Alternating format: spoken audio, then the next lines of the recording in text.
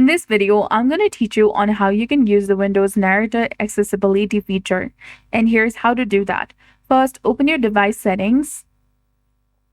Then after search for Narrator in the search bar, select Show Narrator Home. Here it will take you to the page of Narrator. Go ahead and turn the toggle of Use Narrator. Once it is on, you'll see different narrator controls. You can also customize shortcut keys for narrator actions, and to use it, just click on any text in a browser or an application.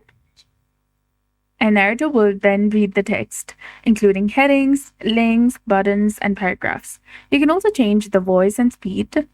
For that, you can scroll down and go to the section of Change Voice Speed and use this slider. Also change the voice speech and voice volume. Go to the personalized narrator's voice and tap on this drop-down menu. You'll get different options like Microsoft David, Microsoft Zira, Microsoft Mark, Microsoft David Desktop, Microsoft Zira Desktop, and all. Go ahead and preview any one of them that you prefer, and then select the one that you prefer.